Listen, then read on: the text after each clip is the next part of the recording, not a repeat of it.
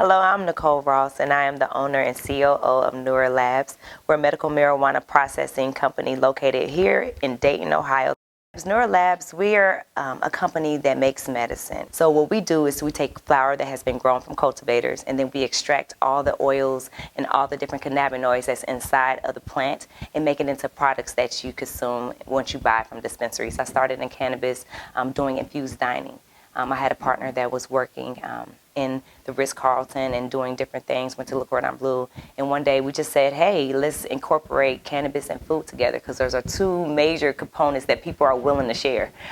So it was just like, let's break bread, let's figure out how to change the way cannabis is seen. Traditionally, people use it in edibles like cookies or brownies, but you rarely find people using it for food, and the conduit of food is such an important ingredient to our body, and cannabis is as well. So we just decided to pair those two things together, and I was part of putting the first cannabis restaurant together as far as the application relationships together for California, simultaneously while being at home writing an application with my family here in Dayton, Ohio. And then at the time, we didn't know what the outcome would be or if we would win a license, and then in 2019, that's when we were awarded our license to be able to manufacture cannabis products.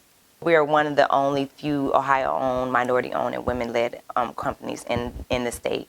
There are a lot of different things that we wanted to be able to make sure we had in this cannabis industry, and that was ownership, because so many people are left out due to the war on drugs.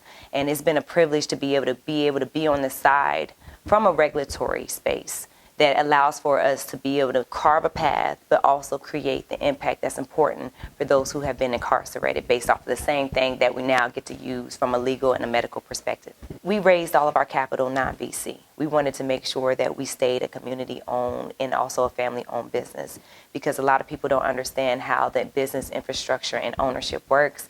And one of the things in cannabis is a lot of barriers to entry.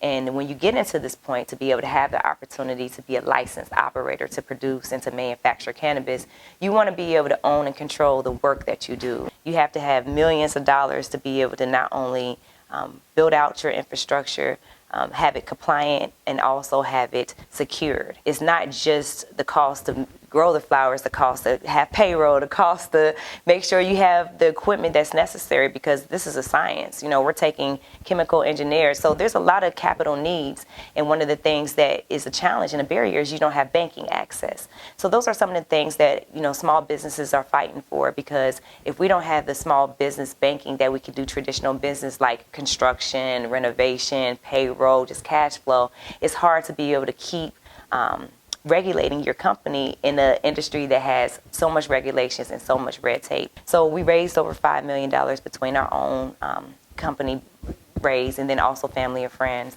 And that journey has been through a pandemic. It hasn't been easy. You know, also too, the supply chains has changed. People don't understand that I have to buy product from a cultivator in order to manufacture it, in order to be able to make products into a sellable good for patients to be able to buy at local dispensaries. Because a lot of people still think that we are a dispensary, but we are a manufacturing company. One day we will have a dispensary. One day we will have a cultivation facility, so we can know how to master both the growing and the retail side along with our processing that we're currently doing. The whole entire family is a part of this actual business. My mother is our outreach director. My sister's our operations director and operations manager and quality manager. And then our father is our CEO. So I'm the COO and also owner as well. So it's just been a tremendous experience of learning, because I always was looking for a partner who moved and worked like me, and I had to come back home to identify that. And it's been a rewarding experience to also like learn old school principles but incorporate new ones that I was able to bring to the table. But then also just having your father, who's also a role model to you, be your partner, is something that I wouldn't have been able to ask for a better one. My father has been in business for 30 years here in the city of Dayton. You know, watching him have a business, it was always something that I was interested in, but didn't know what business to do. I didn't choose cannabis. Cannabis chose me. My background is technically my nature and my passion has always been in music and creative and film. So I've always been a creator and kind of a free spirit. So structure and business was just like, those are for those other people. I'll go ahead and just create something and make it cool. Coming home was that discipline that I needed to be able to know how to have a structured business, how to run a company, how to be able to be responsible for team members and people that you have to pay every month so they have a livelihood. And with Ted having over 30 years of business and having a retention that he has employees for 17, 20 years is something that we want to be able to strive here for our company. Even as a new startup in a growing organization, we want to continue those legacies and continue that generational wealth. And I never realized how much richness and soil that Dayton has, and being able to go back and come home was just a privilege. One thing my dad said is you're always unemployed because every day you got to think about how to keep the lights on and making sure that your team is compensated for the work that they're investing into you, vice versa, and the work that you're investing into them. So you got to always be on go, and you got to always be creative and think outside the box. Business is not for everybody too, and understanding, again, what you can handle, because sometimes you be like, I got to make payroll and I'm waiting for my vendor to pay me.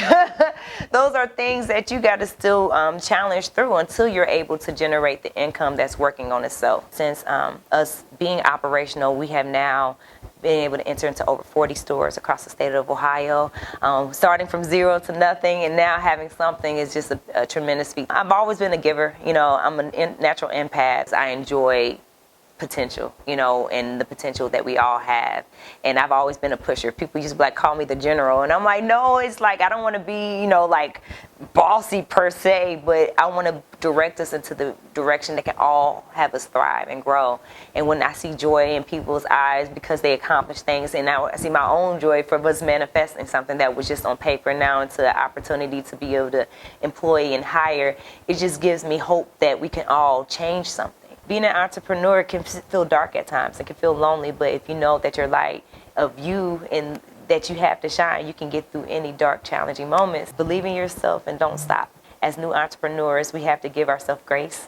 Sometimes we can just, overcomplicate our own process because we want to validate or meet somebody's expectations. But when you know how to meet your own and be still with yourself and just give yourself time to just grow and learn, you can overcome so many challenges. So I just say keep going and keep striving for your own potential because we all have it. I am Nickole Ross, and I am an entrepreneur.